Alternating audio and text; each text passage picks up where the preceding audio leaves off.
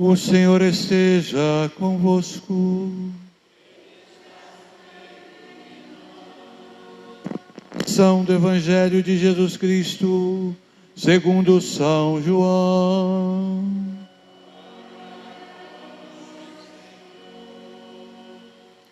Naquele tempo, disse Jesus: Eu sou o bom pastor.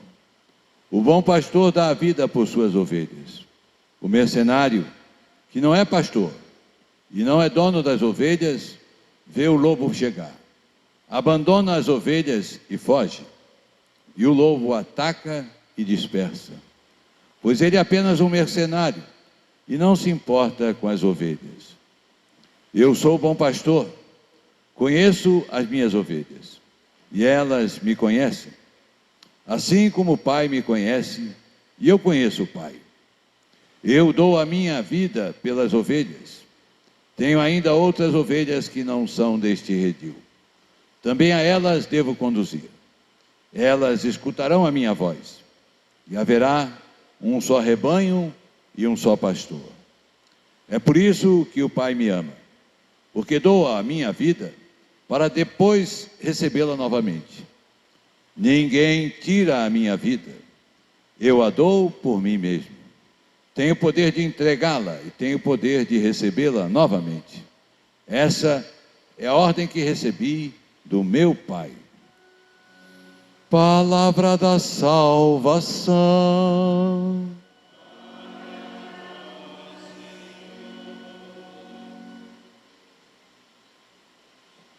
Meus caros irmãos, celebramos o quarto domingo do tempo pascal, que é o domingo do bom pastor, uma figura cara a Nosso Senhor e que também foi muito cara à igreja primitiva. A gravura mais antiga de toda a iconografia cristã é uma gravura do bom pastor numa das catacumbas, embora se ache ela em outras catacumbas também. E mesmo a escultura, não é? É muito famosa, hein? Quando se chega em Roma, facilmente se encontra muitas reproduções de uma estátua de mármore, né? Feita pequenininha, né? E com um pastor carregando a ovelha nos ombros. Jesus se identificou com o pastor. Já vemos isso no Antigo Testamento, né? Como se falava do pastor, aquele que guia as ovelhas. Portanto, é um domingo bastante vocacional. Aliás, é interessante, esta casula que uso hoje é a casula da minha ordenação sacerdotal, que foi destruída pela traça, né? Embora não pareça, né? As irmãs aqui, então, pegaram, levaram à Bahia, trouxeram agora, né? E colocaram um novo tecido, aproveitaram o galão, até mesmo esse fio de fora, né? Então, ressuscitaram a casula. Um belíssimo trabalho, sou grato às irmãs também. Então, é um domingo vocacional. A figura do pastor está primeiramente no Papa, nos bispos, no padre, mas também, de certo modo, perpassa a vida do cristão, que pode ser bom pastor de um modo, segundo a sua vocação, aconselhando bem, dando bons exemplos. E este pastoreio aparece já na primeira leitura dos Atos dos Apóstolos, quando Pedro, cheio do Espírito Santo, fala em nome da igreja, não é? Já começou a fazer o trabalho que Cristo fazia, inclusive curando o paralítico, e por isso também sendo perseguido, não é? São João fala na sua carta, né, que vede que grande presente de amor o Pai nos deu, de sermos chamados filhos de Deus, e nós o somos. E somos porque Jesus se fez um de nós e nos deu a graça. Com a sua redenção, recebemos a vida divina e, portanto, nos tornamos filhos de Deus. É pelo batismo, né? Filhos de Deus, membros da igreja, por do Espírito Santo. Por isso, as palavras do Evangelho são importantes. Eu sou o bom pastor.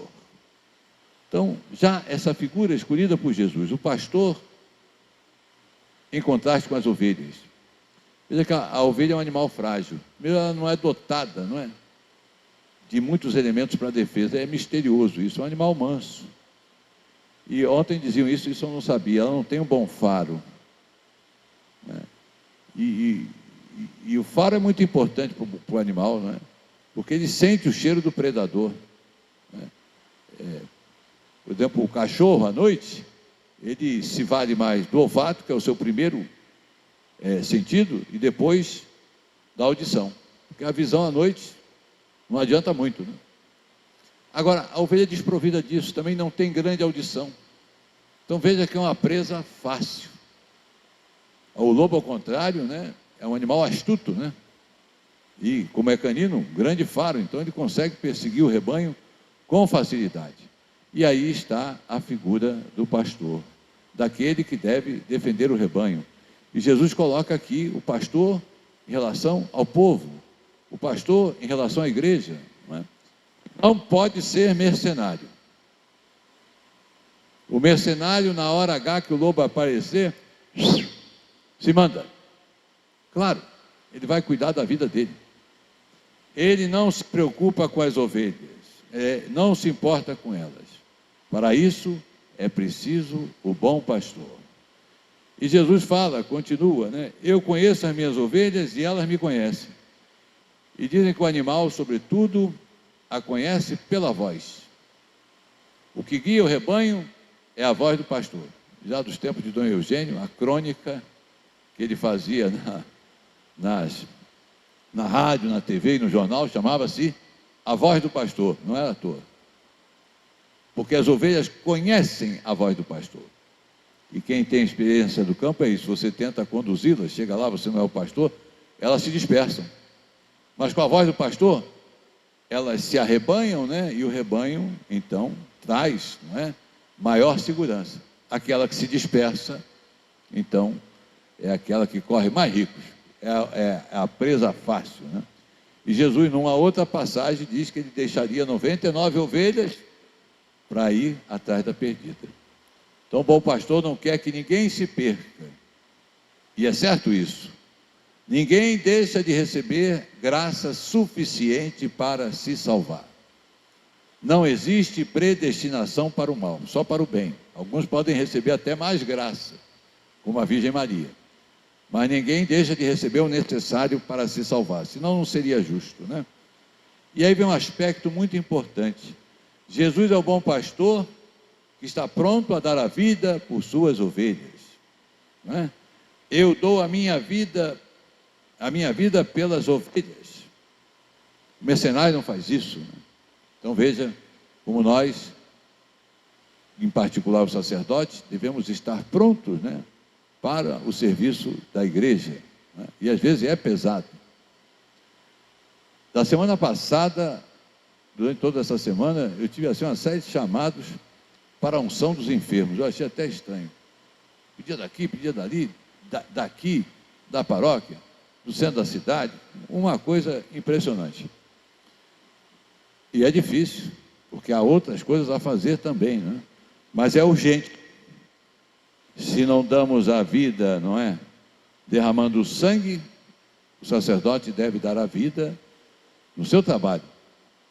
As coisas, primeiramente, a Santa Missa, né? Se esforçar para que, na medida do possível, não falte a missa. Que o povo tenha a missa. E tenha, claro, o povo também deve se esforçar, não é?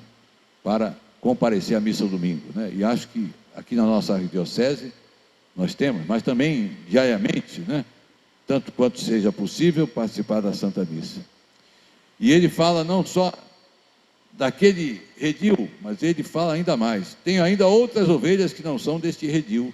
Também a elas devo conduzir, elas escutarão a minha voz, e haverá um só rebanho e um só pastor. É uma palavra misteriosa, né?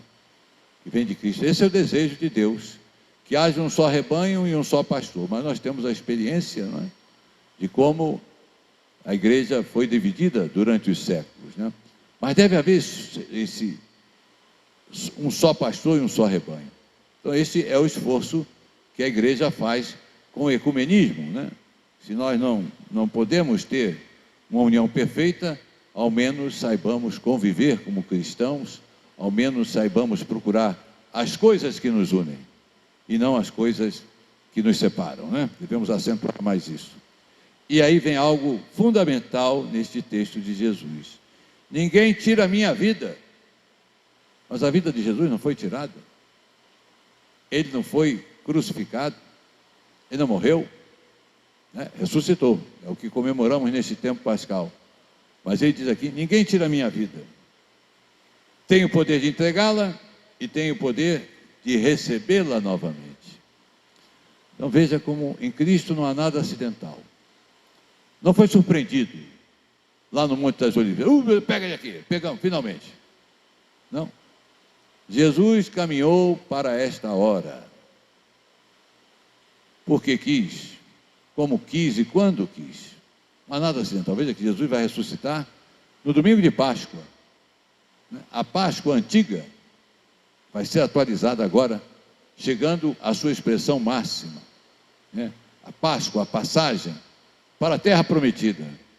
Não a terra prometida de Canaã, mas a verdadeira terra prometida, que é o reino de Deus. Essa é a terra que Deus nos prometeu mesmo, não é? Então, ele não é surpreendido.